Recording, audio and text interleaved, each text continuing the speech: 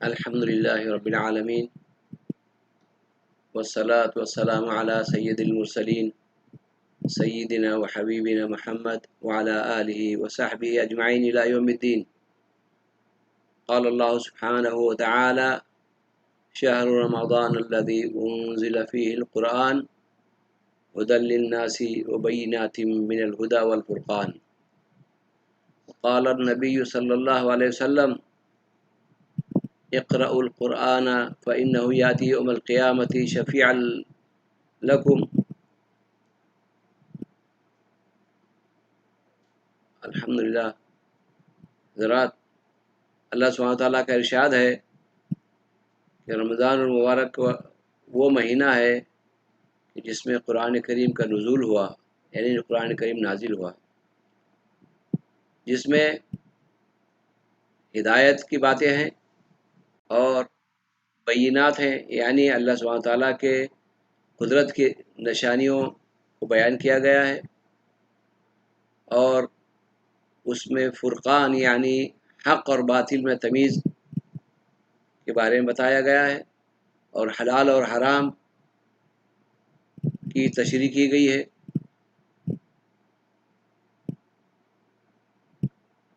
قرآن کریم اللہ سبحانہ وتعالیٰ کی سچی کتاب ہے جس پر ہمارا ایمان ہے، اور قرآن کریم کی بڑی فضیلت آئی ہے کہ قرآن کریم کے تلاوت پر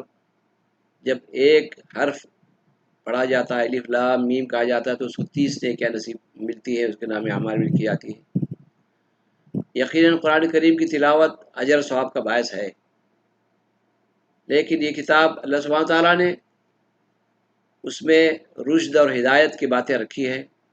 جب ہم اس کو پڑھیں گے، اس پر غور کریں گے، اس کے معنوں پر، تو انشاءاللہ ہمیں اللہ سبحانہ تعالیٰ کے فضل سے ہدایت نصیب ہوگی اور صراط مستقیم پہ چلنا ہمارے لیے آسان ہو جائے گا۔ اس میں بینات بھی ہیں، یعنی اللہ سبحانہ تعالیٰ کی قدرت کی نشانیاں۔ اللہ سبحانہ تعالیٰ نے سابقہ امتوں کے ساتھ کیا معاملہ کیا، اور امتوں کو کس طرح سے ہدایت کے لیے انبیاء علیہ السلام کو بھیجا،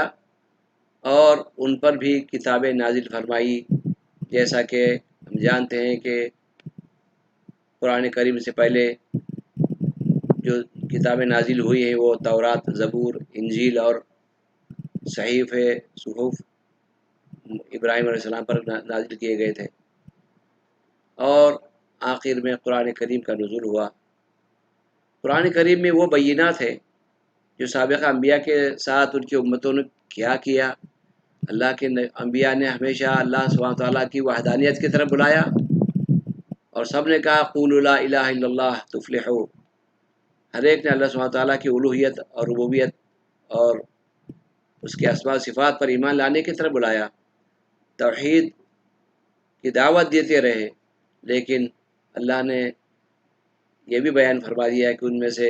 کتنے لوگوں نے ہدایت پر عمل کیا اور کتنے لوگوں نے اس کا انکار کیا، تو وہ ظالمین میں سے ہو گئے، اور جن پر اللہ تعالیٰ نے عذاب بھی برسایا۔ حضرات، قرآن کریم میں اللہ سبحانہ تعالیٰ نے سورہ صاد میں یہ بیان فرمایا ہے کہ کتاب انزلناہ مبارک، کتاب انزلناہ الیک مبارک لیدبروا آیاتہ ولیتذکر اولو الالباب۔ یعنی اس آیت کریمہ کا ترجمہ یہ ہے کہ اللہ سبحانہ تعالیٰ نے جو یہ کتاب اتارے ہیں آپ پر، اے نبی صلی اللہ علیہ وسلم، یعنی قرآن کریم، یہ مبارک کتاب ہے، یعنی بابرکت کتاب ہے، اور اس میں اور اسے تدبر اور غور کرنے کے لیے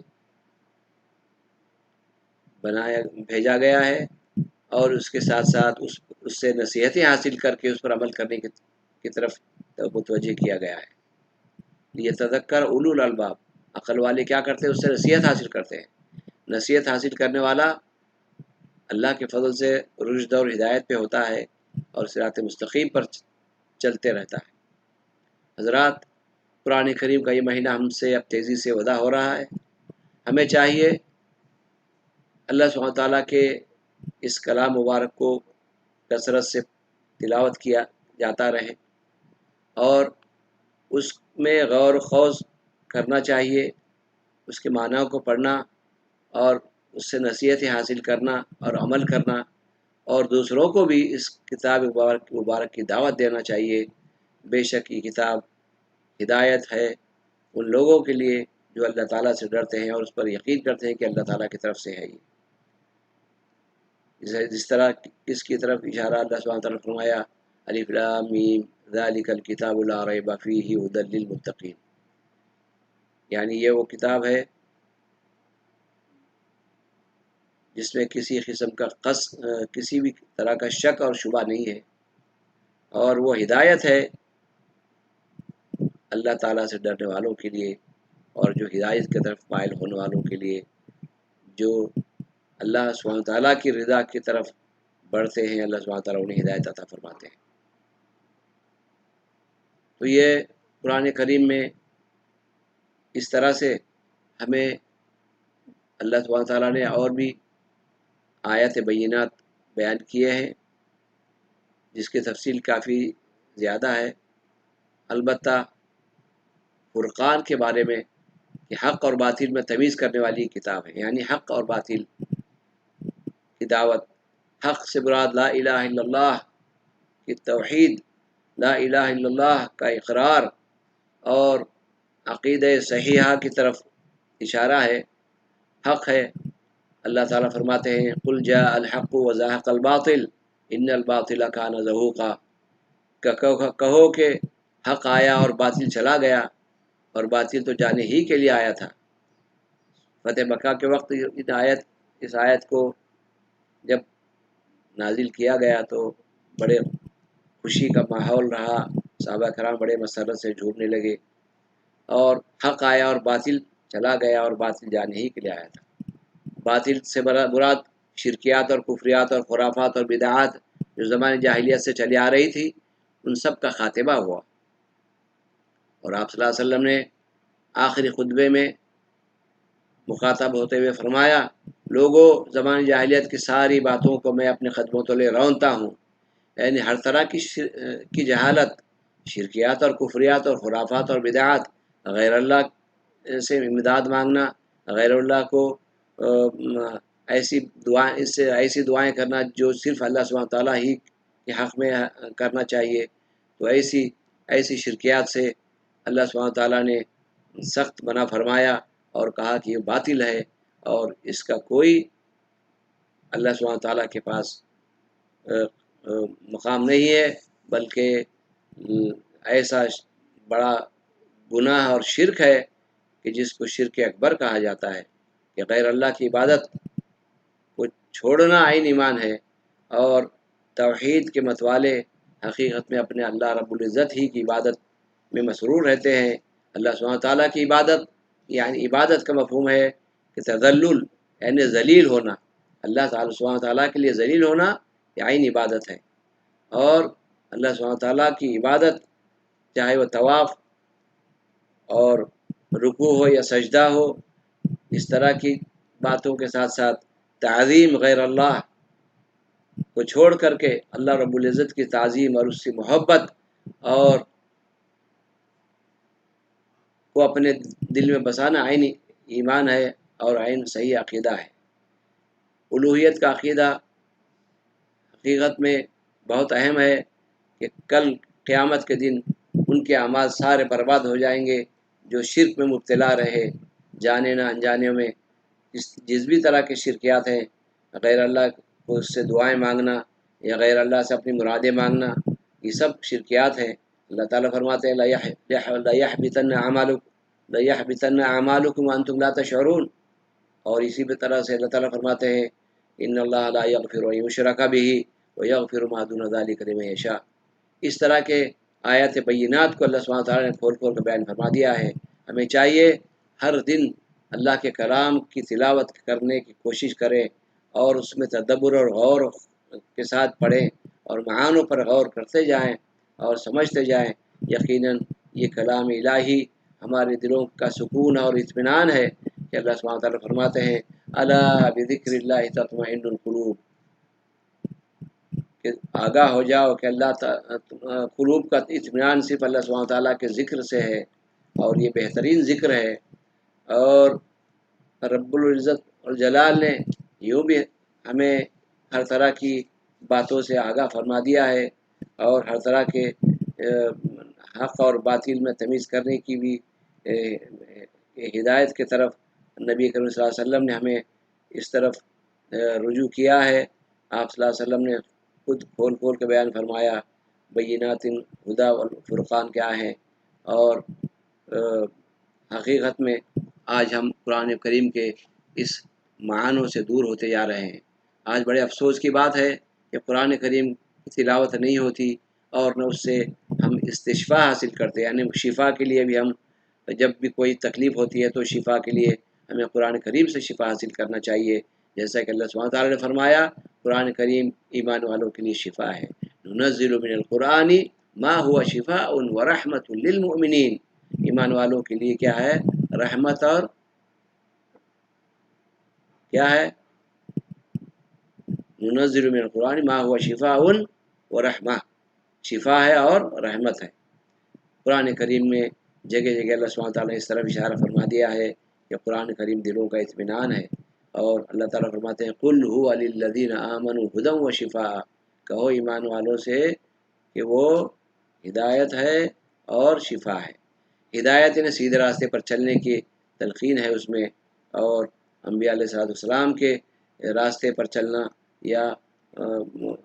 नबीन सिद्दीकीन और शुहदा का जो रास्ता है उस पर चलने के लिए, काम उस पर चलते रहने के लिए और इस्तिकामत दीन के लिए बेहद ज़रूरी है कि कुरान करीम को हमें पढ़ें और उसके मानों को समझ के अमल करने की कोशिश करें। कुरान करीम में जहाँ तौहीद और उलूहियत की बात और रुबूबियत का ज़िक्र है, वहाँ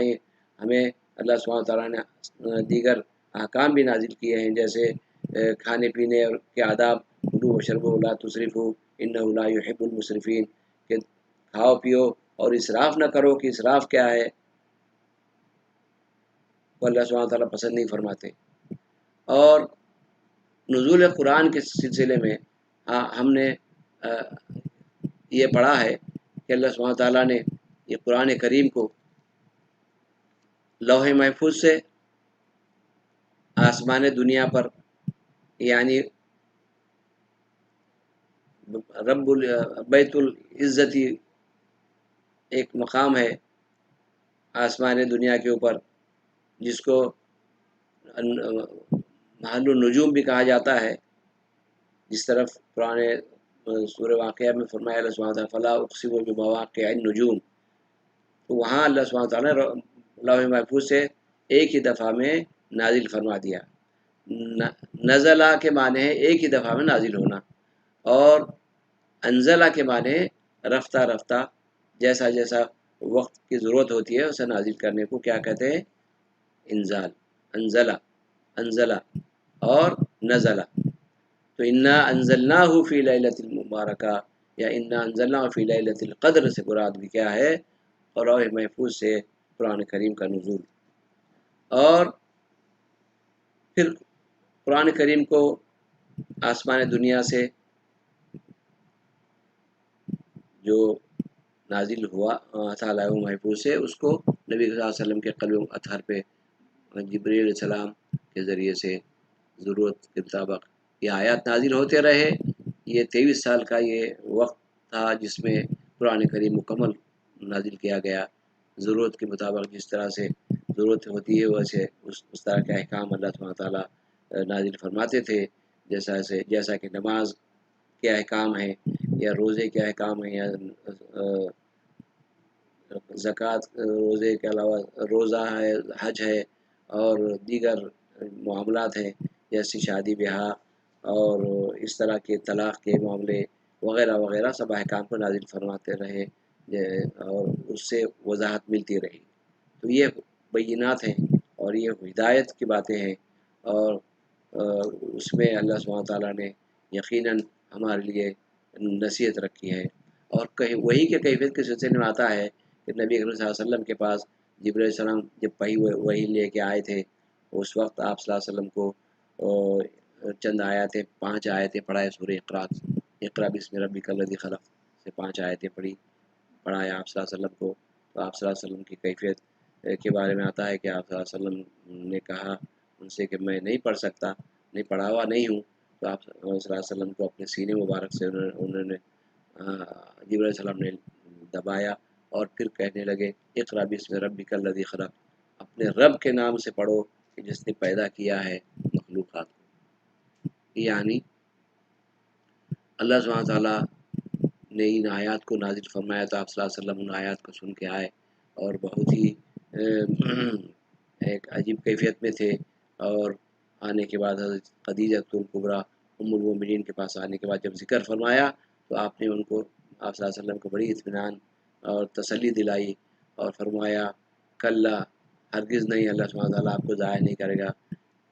اور آپ تو صلہ رحمی کرتے ہیں، لوگوں کے غم کو گساری کرتے ہیں اور ہمیشہ سچ بولتے ہیں، اس طرح سے مہمان کی مہمان نوازی کرتے ہیں. اس طرح سے آپ صلی اللہ علیہ وسلم کو حضرت ام المومنین نے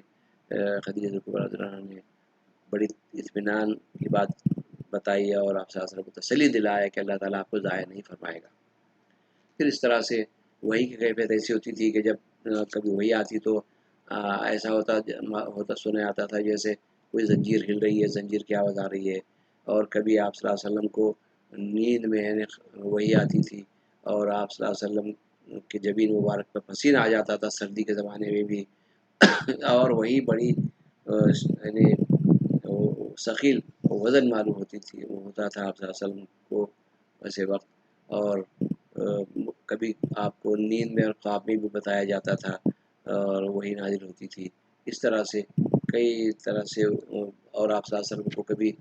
جبریل علیہ السلام انسان کی شکل میں آ کر کے اللہ کے پیغام کو وحی کو سمجھاتے تھے. جیسا کہ پہلی جو وحی آئی جو حدیث جبریل ہے اس میں آپ صلی اللہ علیہ وسلم کو اور آپ صلی اللہ علیہ وسلم کی امت کو ان باتوں کی تعلیم فرمائے کہ 5 ارکان، میں نے فرمایا کہ اسلام کے 5 ارکان ہیں. یعنی فرمایا کہ مل اسلام، تو فرمایا کہ الاسلام ان تشہد اللہ الہ الا اللہ وان محمد رسول اللہ، اور اقام الصلاۃ و ایتاء الزکوٰۃ والصوم والحج. پھر فرمایا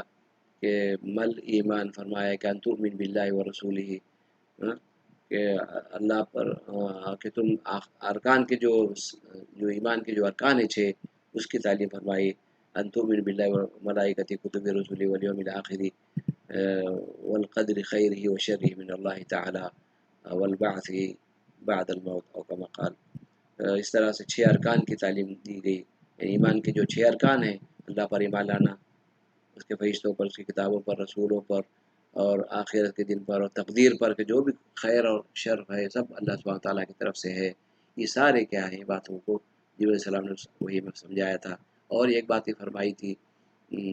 مل احسان، فرمایا گیا احسان کیا ہے یا رسول اللہ. آپ صلی اللہ علیہ وسلم فرمایا ان تعبد اللہ کأنک تراہ، کہ تم اللہ کی عبادت کرو تو ایسی کہ جیسے تم اللہ سبحانہ تعالیٰ کو دیکھ رہے ہو. اگر ایسا نہ کر سکو تو یہ خیال ضرور کرنا کہ اللہ تعالیٰ تمہیں دیکھ رہے ہیں. حضرات، قرآن کریم سے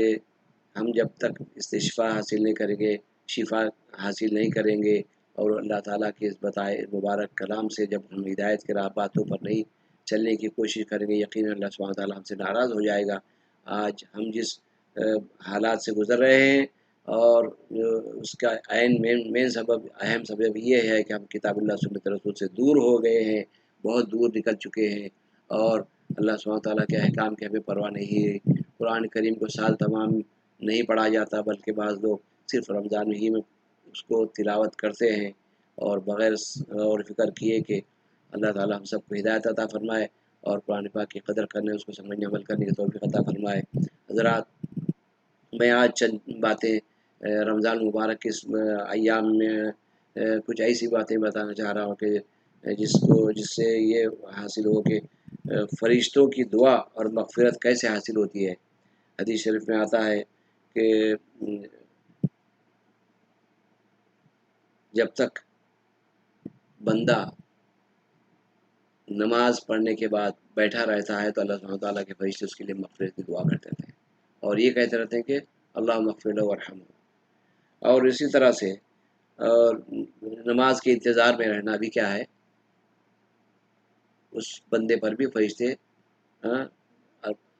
صلات بھیجتے ہیں، یعنی رحمت کا، اور ان کے لیے مغفرت کی دعا کرتے رہتے ہیں۔ جب صلات کی نسبت اللہ تعالیٰ کی طرف کی جاتی ہے تو اس سے مراد رحمت ہوتی ہے۔ ان اللہ و ملائکتہ یصلون علی الصف الاول، صف اول میں نماز پڑھنے والے کے اوپر اللہ سبحانہ تعالیٰ اس کے فرشتے کیا کرتے ہیں، درود بھیجتے ہیں۔ درود کو جب اللہ کی طرف منسوب کرتے ہیں تو اللہ سبحانہ تعالیٰ کی رحمت مراد ہوتی ہے، اور فرشتوں کی طرف جب اس کو منسوب کریں گے تو اس سے مراد ہوتا ہے کہ رحمت، مغفرت کی دعا،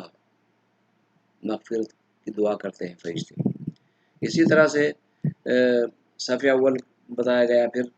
بتاتے ہیں نماز کے بعد بیٹھنا، اور دوسرا یہ کہ طلب علم میں، جو طلب علم میں چلتا ہے اس کے لیے ان اللہ سبحانہ تعالیٰ اور اس کے فرشتے اس پر رحمت کا نزول فرماتے ہیں، درود بھیجتے ہیں، اور اس کے لیے ساری مخلوق دعا کرتی ہے، یہاں تک کہ سمندر کی مچھلیاں اور چونٹیاں اپنے بلوں میں، ساری مخلوق اس کے لیے دعا کرتی ہے۔ بڑی سعادت کی بات ہے۔ طلب علم میں حق، یعنی طلب علم میں خاص طور پہ دینی علم مراد ہے، اور مفید جو علم ہوتے ہیں وہ بھی شاید اس کے ساتھ ذہن میں آ سکتا ہے، لیکن علم کی طلب میں چلنا اللہ سبحانہ تعالیٰ کو اتنا پسند ہے کہ ساری مخلوق زمین و آسمانوں میں، سات زمین سات آسمان میں جتنی مخلوقات ہیں، سب کے سب اس بندے کے لیے دعا کرتے ہیں جو طلب علم میں چلتا ہے۔ یوں بھی آپ صلی اللہ علیہ وسلم فرماتے ہیں من سلک طریقا من سلک طریقا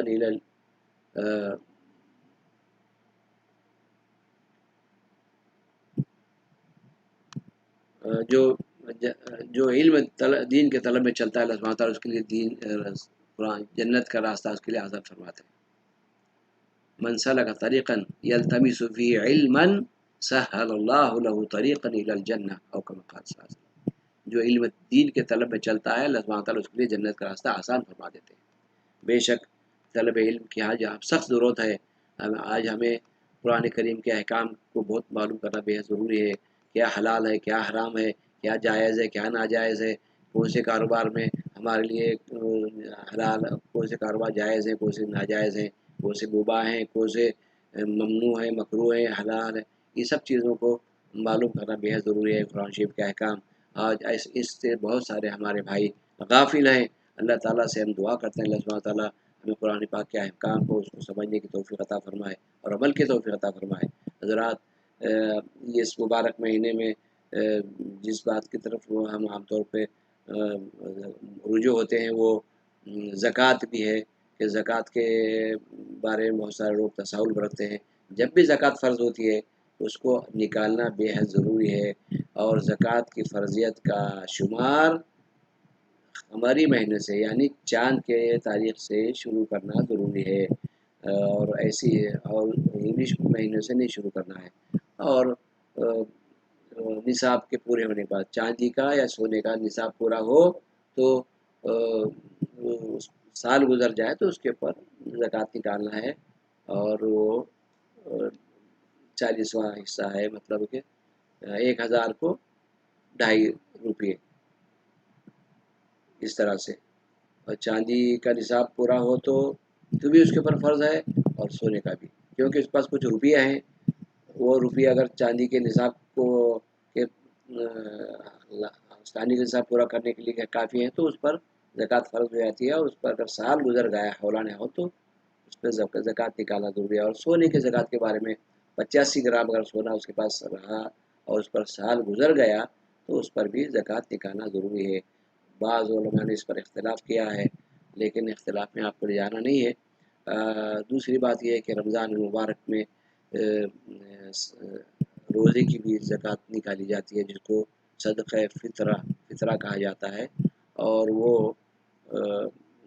نصف سا ہر نفس اپنی طرف سے اور اپنے بچوں کی طرف سے، یہاں تک کہ حاملہ اگر کوئی خاتون ہے تو اس کے جو بچہ ہے عمل میں، اس کے طرف سے بھی زکوٰۃ فطرہ نکالنا ضروری ہے، اور اس کے بھی وہی مستحق ہیں جو زکوٰۃ کے مستحق ہیں، جیسے فقراء، مساکین، مؤلفۃ قلوب ہیں، نو مسلم یا غارمین اور قرض کے تحت دبے ہوئے لوگ، اور زکوٰۃ جمع کرنے والے لوگ، اور فی سبیل اللہ کے راستے میں نکلے ہوئے مسافر، اور اور اور اور جہاد کرنے کے لیے نکلے ہوئے لوگ جو اللہ کے دین کے دفاع کے لیے نکلے ہوئے ہیں۔ اس طرح سے 8 لوگ ہیں، وہ ان کو دینا چاہیے، اور مؤلفۃ قلوب بولے، غارمین بولے، اور کسی کی گردن چھڑانے کے لیے، یعنی اگر جیلوں میں جو بھائی ہیں پھنسے ہوئے، ان کو چھڑانے کے لیے بھی دینا کیا ہے، یہ بھی زکوٰۃ کے مصرف میں سے آتے ہیں۔ البتہ زکوٰۃ کا پیسہ مسجد کے تعمیر میں لگانا جائز نہیں ہے۔ اسی طرح سے زکوٰۃ کے پیسے سے کسی مسجد کی اعانت، کسی بھی طرح کی تعلیم میں لگانے کے بارے میں نہیں، جائز نہیں ہے۔ البتہ اس میں بے شمار فائدے ہیں ہمارے لیے کہ مال کی محبت اللہ سبحانہ وتعالیٰ ہمارے دل سے نکالنا چاہتے ہیں، کہ ہم مال جمع کرنے کے لیے پیدا نہیں ہوئے ہیں، بلکہ اس کو خرچ کرنا چاہیے۔ جب مال خرچ کرتے ہیں تو اس میں کوئی نقص نہیں آتا، بلکہ اس میں بڑی اور اس میں برکت ہو جاتی ہے، اور مال محفوظ ہو جاتا ہے کہ اللہ سبحانہ وتعالیٰ کے لیے نکالا گیا ہے۔ اور بتایا گیا تھا کہ لوگوں کو تعلیم دینا بھی کیا ہے، اس پر بھی فرشتے اللہ سبحانہ وتعالیٰ کے اس کے لیے بھی دعا کرتے ہیں، اور بے شک نبی صلی اللہ علیہ وسلم پر درود کے وقت بھی فرشتے دعا کرتے ہیں، جیسا اللہ تعالیٰ فرماتے ہیں ان اللہ و ملائکتہ یصلون علی النبی یا ایھا الذین آمنوا صلوا علیہ وسلموا تسلیما، بے شک اللہ تعالیٰ اس کے فرشتے نبی صلی اللہ علیہ وسلم درود بھیجتے ہیں، آپ بھی ایمان والو بہترین درود اور سلام بھیجو۔ یعنی درود شریف کی کثرت کرنا بھی کیا ہے، ہمارے لیے بڑی سعادت ہے کہ آپ صلی اللہ علیہ وسلم کے ساتھ ہمارا حشر ہوگا، آپ صلی اللہ علیہ وسلم کی محبت ہمارے دل میں ہو، اور آپ صلی اللہ علیہ وسلم کی اطاعت اور سنتوں کو اپنے زندگی میں جاری کرنے کا عہد کرنا ہے ہمیں، آپ صلی اللہ علیہ وسلم کی سیرت مبارکہ کو پڑھنا اور اس کو سمجھنا، اس کو عمل کرنے کی کوشش کرنا، اور دوسروں تک بھی اس بات کو پہنچانا ضروری ہے۔ اور اسی طرح سے جو یعنی اس مبارک مہینے میں سحری کرنے والوں کے اوپر بھی فرشتے کی دعا ہوتی ہے، فرشتے ان کے لیے دعا کرتے ہیں، فرماتے ہیں کہ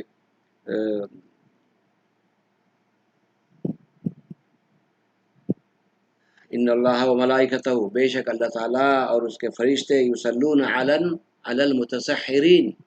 سحر یعنی سحری کرنے والوں کے اوپر کیا، بے شک یہ بہت مبارک سعادت ہے۔ بہت سارے لوگ سحری کرنے کی طرف اہتمام نہیں کرتے، اور سحری آخر وقت میں کی جاتی ہے، اور وہ مستحب ہے، اور اذان فجر سے 50 آیتیں پڑھنے کے وقت گزرنے سے پہلے رک جانا بےحد ضروری ہے، اور ایسے ان احکام کو بےحد ہم جاننا بےحد ضروری ہے۔ اس طرح کے سارے احکام ہدی للناس وبینات من الہدی والفرقان میں آتے ہیں۔ یقیناً آج کا موضوع ہم حتی الامکان ہم نے سمجھانے کی کوشش کی ہے۔ اللہ تعالیٰ سے ہم دعا کرتے ہیں اللہ سبحانہ تعالیٰ ہمیں عمل کی توفیق عطا فرمائے۔ اور ایک خاص حدیث شریف بھی ذہن میں میرے آ رہی ہے کہ جو شخص کسی بھائی کے اعادت کے لیے جاتا ہے، بیمار بھائی کی، یا اس کی اعانت کرتا ہے، جاتا ہے، تو 70,000 فرشتے، صبح نکلا تو شام تک 70,000 فرشتے اس کے لیے دعا کرتے ہیں، اور شام میں نکلا تو صبح تک 70,000 فرشتے اس کے لیے مغفرت کی دعا کرتے ہیں۔ کتنی بڑی سعادت کی بات ہے یہ۔ آج ہم نے یہ عمل چھوڑ دیا ہے، عزیز قریب سے ملنا جلنا اور ان سے دور ہوتے جا رہے ہیں، مروت اور محبت کم ہوتی جا رہی ہے، خلوص اور اخلاص ختم ہوتا جا رہا ہے، بلکہ آج تو صرف یہ دیکھا جا رہا ہے کہ خلوص صرف کسی کام اور کی مصلحت کے لیے کیا جاتا ہے، جیسا کہ کسی نے کہا ہے اب تو خلوص نام فقط مصلحت کا ہے، بے لوث دوستی کے، بے لوث محبت کے زمانے گزر گئے۔ بھائیوں، اللہ سبحانہ تعالیٰ نے ہمیں اس مبارک مہینے میں سخاوت اور جود کا بھی حکم دیا ہے، اور اس مہینے میں آپ صلی اللہ علیہ وسلم کثرت سے صدقہ و خیرات کیا کرتے تھے۔ ہمیں بھی چاہیے اپنے خیر دوست احباب کے علاوہ سارے ایمان والوں کی خیر خواہی کیا کریں، اور اللہ کے دیے ہوئے مال کو ان کے لیے دے اور ان کی جس طرح سے مدد کر سکتے کریں، کہ جیسا کہ آپ نے سنا من نفس عن مؤمن کربۃ من کرب دنیا نفس اللہ کربۃ من کرب یوم القیامہ، جو کسی ایک مسلمان کی کسی تکلیف کو دور کرے گا دنیا میں، اللہ سبحانہ تعالیٰ اس کے کل قیامت کے دن ساری تکالیف کو دور فرمائیں گے۔ یوں بھی فرمایا صلی اللہ علیہ وسلم نے من ستر مسلمن سترہ اللہ فی الدنیا والآخرہ، اللہ جو ایمان والے کے کسی معمولی عیب کو چھپائے، اسے پردہ پوشی کرے، اسے ذلیل نہ کرے، تو اللہ تعالیٰ سبحانہ تعالیٰ قیامت کے دن تمہارے عیبوں پر پردہ ڈالیں گے۔ حضرات، اللہ سبحانہ تعالیٰ نے بے شک ہمارے اوپر بڑا احسان فرمایا ہے اس مبارک کتاب کو نازل کر کے، یہ جو ساری انسانیت کے لیے ہدایت اور روشنی ہے۔ اللہ تعالیٰ سے ہم دعا کرتے ہیں اس مبارک مہینے کے برکات ہمیں حاصل کرتے رہنے کی توفیق عطا فرمائے، اور صدقہ فطر نماز عید کو جانے سے پہلے پڑھا دیا جانا ضروری ہے۔ اب جو بھی نماز عید کو نہیں جا رہا ہے، اب آج مجبوری کے تحت گھر میں ہے، تو وہ اسے چاہیے کہ وہ صدقہ فطر نکالے نماز پڑھنے سے پہلے، جو نفل نماز پڑھی جا رہی ہے وہ عید کی تکبیرات کے ساتھ، 6 زائد تکبیر کے ساتھ، تو اس کو پڑھے اور اللہ تعالیٰ سے دعا کرے۔ یقیناً میں نے بہت ساری باتوں کو آپ کے گوشگوار کرنے کی کوشش کیا، اور اللہ تعالیٰ سے دعا ہے اللہ سبحانہ تعالیٰ مجھے اور آپ کو عمل کرنے کی توفیق عطا فرمائے، ہر اس عمل کی توفیق عطا کرے جس سے اللہ سبحانہ تعالیٰ راضی ہوتے ہیں، اور سارے نیک اعمال کو اللہ سبحانہ تعالیٰ اپنے رضا کے لیے کرنے کی توفیق عطا کرے، ہر طرح کی شرکیات کو، خرافات اور ریاکاری سے ہم سب کی حفاظت فرمائے۔ اللہ مبارک کرے اس مبارک مہینے کے اعمال کو قبول فرمائے۔ قیام اللیل، اور اس مبارک مہینے میں ایک رات آنے والی ہے جس کو شب قدر کہا جاتا ہے، جو 1000 مہینوں کی عبادت سے بہتر ہے، اس کا بیان انشاءاللہ اگلے جمعہ رہے گا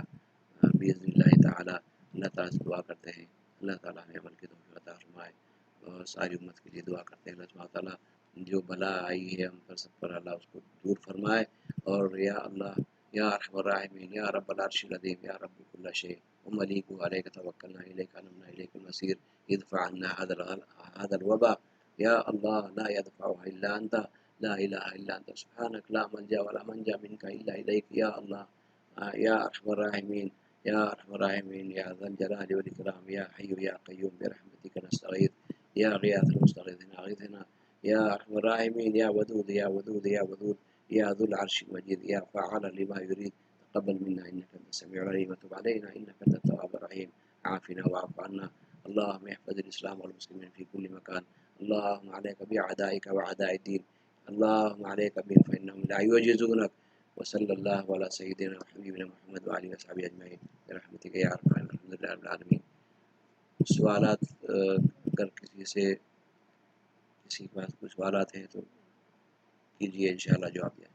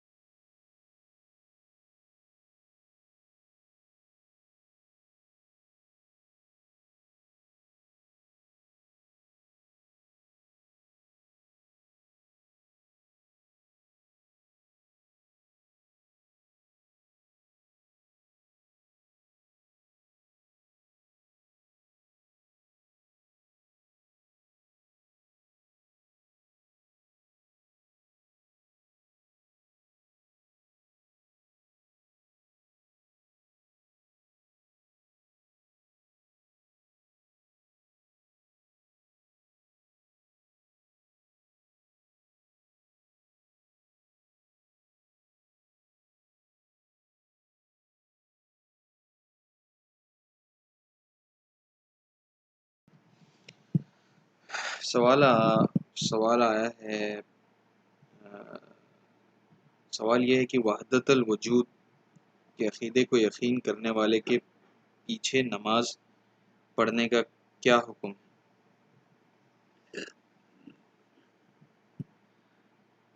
دیکھیے بھائی، پوچھ رہے ہیں کہ وحدت الوجود کے وہ عقیدہ رکھنے والے کے پیچھے نماز پڑھنا کیسا ہے۔ حقیقت میں ایمان والے کا عقیدہ صحیح ہونا ضروری ہے۔ وحدت الوجود سے وہ اس کا کیا مراد ہے، یہ متصوفین کا عقیدہ ہے، اور اس میں اس کا ایمان مشکوک نظر آ رہا ہے، لہٰذا ایسے شخص کے پیچھے نہ پڑنا بہتر ہے۔ البتہ سلوک اللہ خلف برین و فاجرین جائز ہے، گنہگار کے پیچھے نماز پڑھنا جائز ہے، لیکن یہ عقیدے کی گڑبڑ کرنے والا، علانیہ عقیدے میں جس کے فساد ہے، اس کے پیچھے نماز نہ پڑھنا بہتر ہے۔ اللہ اعلم۔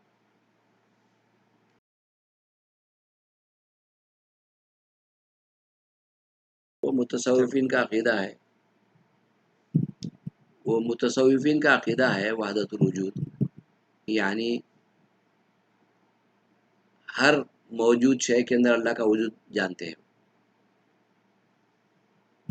ایسا عقیدہ جو کیا کہتے ہیں، تصوف میں غلو کرنے والوں کا عقیدہ ہے یہ، اور یہ متوحدین توحید پرستوں کا عقیدہ نہیں ہے۔ اللہ اعلم۔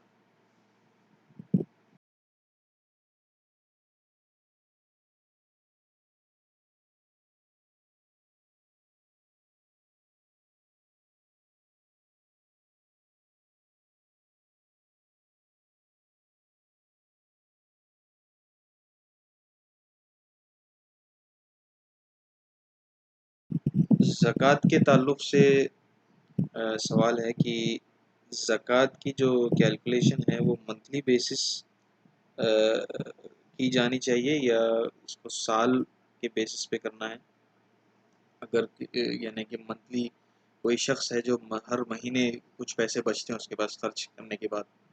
اس پر زکوٰۃ نکال لی جائے گی مہینے کے سیونگز پر یا سالانہ سیونگز پر؟ بھائی نے پوچھا ہے کہ زکوٰۃ ہر مہینے کی سیلری پہ نکالنا چاہیے یا سال کے آخر میں۔ تو زکوٰۃ کا جو یہ مسئلہ ہے کہ آپ کے پاس جو رقم بیلنس بچتی ہے اور اس پر سال گزر جائے ہولانہ ہول، لیکن یہ مختلف ہو جائے گا، یعنی ہر مہینے میں 500 اگر جمع کرتے ہیں تو سال کے آخر میں جب جمع ہوں گے تو پھر اس کے اوپر ایک سال گزرنا ضروری ہے۔ یہ مختلف ہی بات ہے۔ البتہ اس پر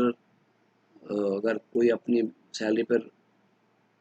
وقتاً فوقتاً نکالتے رہتا ہے تو ایسا کرنا بھی جائز ہے، مگر کیونکہ ہولانہ ہول کا اس میں تصور نہیں ہے بس، کیونکہ ہر مہینہ 500 جمع کرتا ہے تو اس پہ زکوٰۃ فرض تو نہیں ہو جاتی، لیکن اتنا پیسہ ہے کہ کوئی نصاب بنتا ہے چاندی کا یا سونے کا، تو وہ اس پر نصاب کے بعد اس کو نکالنا ضروری ہو جائے گا۔ اللہ حافظ۔ دوسرا سوال اسی سے ریلیٹڈ ہے زکوٰۃ سے، کہ جو زمین سے جو اناج آتا ہے جی، اور اسی جو اناج کو بیچ کے جو منافع آتا ہے اور اس کو پھر اگلے موسم میں جیسے کہ ربیع یا خریف میں جو دوبارہ اس کو خرچ کیا جاتا ہے، تو اس پر بھی زکوٰۃ، اس کا کیا طریقہ ہے؟ اس پر بھی زکوٰۃ دیں گے؟ کیونکہ وہ تو منافع تو اگلے سال کو ہم اس میں پھر خرچ کر دیا جاتا ہے، تو جو منافع ہے کہ اس پہ زکوٰۃ دینا ہوگا کیونکہ سال تو ہو گیا۔ بات یہ ہے کہ جب بھی آپ کا یعنی اناج نکل جاتا ہے، جبھی فوراً اس کے اوپر زکوٰۃ واجب ہو جاتی ہے، اس کو سال گزرنے کی ضرورت نہیں ہوتی ہے۔ ایک چیز یہ ہے۔ اب منافع کی کیا بات کر رہے ہیں آپ، نہیں معلوم۔ آسمانی بارش سے جو اناج آتا ہے اس میں 10 میں سے 1 تھیلا دینا، عشر بولتے اس کو، اور اگر نل سے بور ویل سے یا بولی پانی سینچ کے دیا گیا ہے تو وہ اس میں 20واں حصہ، یعنی 20 تھیلوں میں 1 تھیلا زکوٰۃ فوراً نکالنا چاہیے۔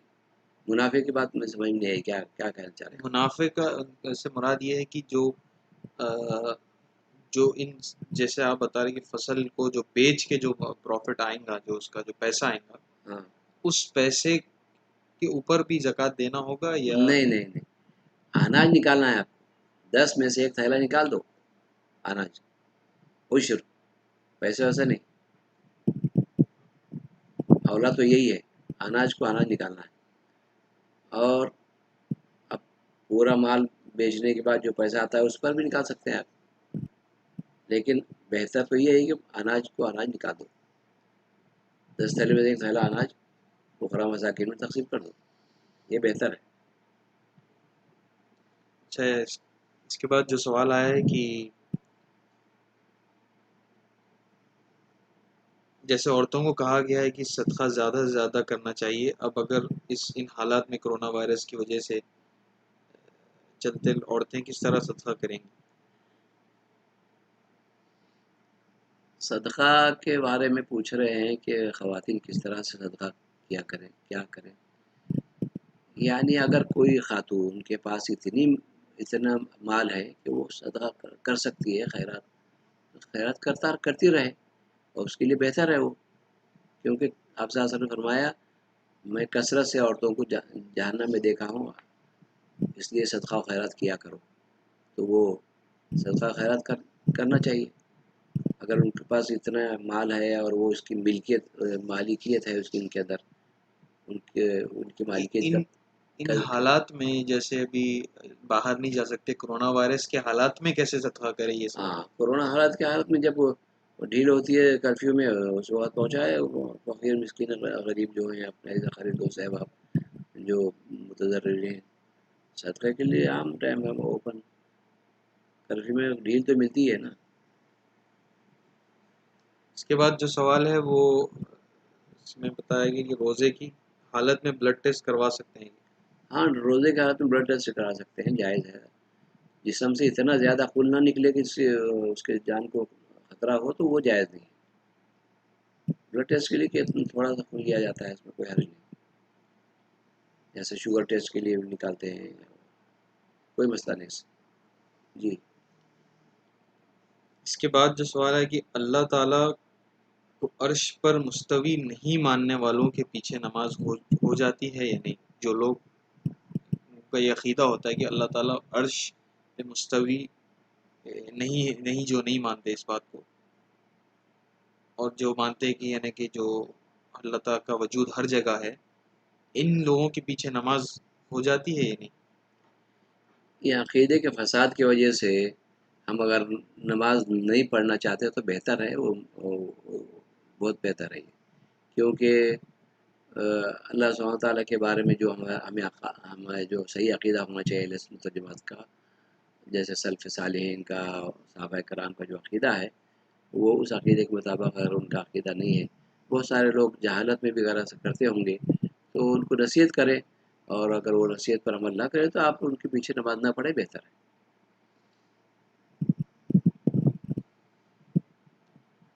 اس کے بعد جو سوال ہے کہ قرآن شریف رمضان میں مکمل کرنے کا کیا ثواب ہے؟ تلاوت کر کے مکمل کرنے کا کیا ثواب ہے؟ کوئی خاص؟ قرآن کریم کو آپ صلی اللہ علیہ وسلم دہراتے تھے رمضان مبارک میں، جبرائیل علیہ السلام آ کر کے دہراتے تھے، اور آپ صلی اللہ علیہ وسلم کا جس سال آپ صلی اللہ علیہ وسلم دنیا سے پردہ فرما چکے، اس سال آپ صلی اللہ علیہ وسلم نے 2 مرتبہ قرآن کریم کو دہرایا ہے۔ قرآن کریم کی تلاوت افضل عبادت ہے، افضل العبادت تلاوت القرآن فرما گیا ہے، اور فرمایا کہ اقرأ القرآن فإنه یأتی یوم القیامت شفیعا لاصحابہ، قرآن کریم پڑھا کرو، کل قیامت کے دن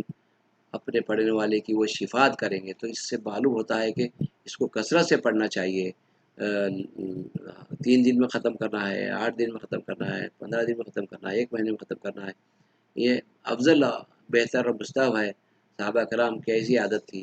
اور کثرت سے قرآن شریف کی تلاوت کرنا ہمارے لیے بے حد اجر ثواب کا باعث ہے، کل قیامت کے دن قرآن کریم اس کی شفاعت کرے گا،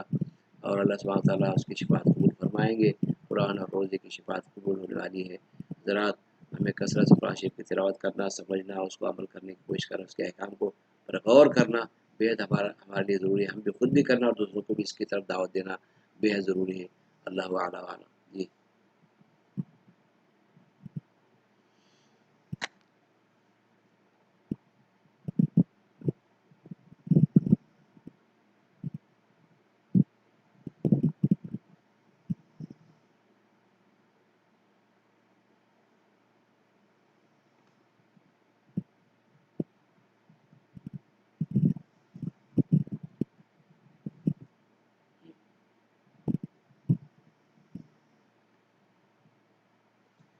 سوال یہ ہے کہ حالت حیض میں زبان تو پاک ہوتی ہے، تو قرآن شریف کے بڑے سورے پڑھے جا سکتے ہیں کیا؟ اس سے بہن نے پوچھا ہے کہ ایام حیض میں قرآن کریم کی تلاوت کرنا کیسا ہے؟ قرآن کریم کی تلاوت کے نظریے سے، تلاوت کی نیت سے تلاوت کرنا جائز نہیں ہے، البتہ ذکر و اذکار کی اسے اجازت ہے۔ ہاں، اگر ذکر و اذکار کے درمیان کوئی آیت قرآن آتی ہے تو اس کو پڑھ سکتی ہے، جیسے شفا کے آیتیں ہیں، وہ شفاء لما فی الصدور ویشفی صدور قوم مؤمنین وننزل من القرآن ما هو شفاء ورحمۃ للمؤمنین، اس طرح کے سورے، یا تین قل ہیں اور ایسے دعا اور ذکر کی نیت سے پڑھنا اس کے لیے جائز ہے، تلاوت کی نیت سے پڑھنا جائز نہیں ہے۔ اللہ اعلیٰ اعلیٰ۔ جی اس کے بعد جو سوال ہے کہ گھر میں عید کی نماز کیسے پڑھیں گے لاک ڈاؤن کے دوران؟ عید کی نماز روز نماز کیسے پڑھ رہے ہیں ویسے ہی پڑھنا ہے، اور عید کے تکبیرات زائد کا جو اہتمام ہے وہ کرنا ہے۔ 6 زائد تکبیر ہیں، تکبیر اول کے بعد 3 تکبیر بولتے ہیں، پھر قرآن تلاوت شروع کرتے ہیں، پھر رکوع کرتے، سجدہ کرتے، پھر دوسرے رکعت میں قرآن نماز کے سورہ پڑھتے اور دوسرا سورہ ضم کرتے، پھر رکوع میں جانے سے پہلے 3 مرتبہ اللہ اکبر اللہ اکبر اللہ اکبر بولتے، پھر اللہ اکبر چوتھے رکعت میں رکوع کر لیتے۔ یہ اپنے پاس جو طریقہ ہے امام ابو حنیفہ رحمۃ اللہ کے یا ان کے ماننے احناف کے پاس، البتہ دیگر ائمہ کے پاس 6 تکبیرہ زیادہ بولنا پڑتا ہے۔ پہلے تکبیر میں 7 ہو جائیں گے، تکبیر پہلے اول کے ساتھ تکبیر اللہ اکبر بولیں گے، اس کے بعد اللہ اکبر 7 6 مرتبہ، تو 6 زیادہ تکبیریں، ادھر بھی 6 اور ادھر 6 ایسا پڑھے جاتے ہیں، اور یہ دونوں بھی صحیح ہے۔ اللہ اعلم۔ جی اس کے علاوہ سوال یہ کیا ہے کہ فجر کی اذان ہوتے ہوئے اگر ہاتھ میں پانی کا گلاس ہو تو ختم کر سکتے ہیں، کتنی گنجائش ہوتی ہے وقت میں، یعنی سحر کے متعلق؟ آپ صلی اللہ علیہ وسلم نے فرمایا ہے کہ اگر کوئی وہ سحری کرنے والے کے ہاتھ میں پانی کا برتن ہے یا کوئی کھانے کا، تو اس کو مکمل کر لے، تیزی کے ساتھ اس کو مکمل کرنا جائز ہے، بس زیادہ دیر تک کھاتے بیٹھنے کی ضرورت نہیں ہے، پانی کا گلاس ہاتھ میں ہے تو پانی پی لے۔ جی اللہ اور اس وقت میں کتنی گنجائش ہے، مطلب سحر کے جو وقت پہ گنجائش نہیں ہے، اذان فجر اگر اللہ اکبر کے بعد وہ جو شروع ہو جاتا ہے اس سے پہلے رکنا بے حد ضروری ہے، کیونکہ طلوع الفجر پر وہ اذان ہوتی ہے۔ حضرت زید رضی اللہ عنہ سے پوچھا گیا کہ آپ صلی اللہ علیہ وسلم اذان فجر سے کتنی دیر پہلے رکتے تھے، تو آپ نے فرمایا کہ کوئی 50 آیتیں پڑھنے تک کا وقت گزرتا ہوگا کہ اتنے پہلے آپ صلی اللہ علیہ وسلم رکتے تھے، تقریباً 5-7 منٹ پہلے رک جانا افضل اولا ہے، کہ جو بھی کھایا گیا ہے دانتوں میں ہوتا ہے اس کو کلی کر کے پھینکا جائے یا نکالا جائے یا صاف کیا جائے دانتوں کو، اس کے لیے وقت ہونا پڑتا ہے 5 منٹ کا، تو 5 منٹ پہلے رکنا افضل اور اولا ہے۔ البتہ آخر وقت تک اگر کوئی مجبوری کے سے کوئی ہو رہی ہے، ہاتھ میں گلاس ہے، اذان ہو گئی تو پانی پی لیا جائے۔ اللہ اعلم۔ جی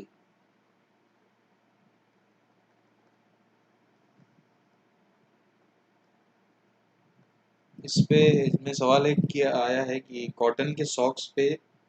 مسح کرنا ٹھیک ہے؟ ساکس پہ مسح کر سکتے ہیں اگر گھر میں ہیں، اگر کرتے ہیں؟ دیکھیے، ساکس پر مسح کرنے کے بارے میں یہ تفصیل آئی ہے احادیث شریفہ میں کہ مسافر 3 دن اور 3 رات مسح کر سکتا ہے، اور مقیم 1 دن 1 رات اس پہ مسح کرنا جائز ہے اس کے لیے، مگر ساکس دبیز ہونا چاہیے جس سے پیر نظر نہ آئے اس کا۔ اللہ عالم۔ جی اور اس میں بتا رہے ہیں احناف مسا کیوں نہیں کرتے ہیں، حنفی مسلک مانتے ہیں؟ اب وہ مسلکی جو اختلافات ہیں اس میں آپ کو نہ جانا بہتر ہے عام آدمی کو، کہ ان کے پاس جو دلائل ہیں اس کے اندر انہوں نے جو اجتہاد کیا ہے، اجتہادی غلطیاں ہیں، اس کی وجہ سے ہم عام آدمی کو ایسے اس میں اختلافی مسائل پڑھنے کی ضرورت نہیں ہے، سیدھے سے سامنے جو مسئلہ آتا ہے اس پر عمل کر لے، خاموش رہا جائے۔ اختلافی مسائل پڑھنے سے اور اختلاف بڑھتا ہے، ایک تو خلاف ہوتا ہے، ایک اختلاف ہوتا ہے۔ خلاف یعنی نہیں ماننے کی ضد، البتہ اختلاف جو ہے وہ یعنی مسائل کے اجتہاد میں ہوا ہے، جس کے بارے میں آپ بعض علماء نے فرمایا اختلاف الائمۃ رحمہ،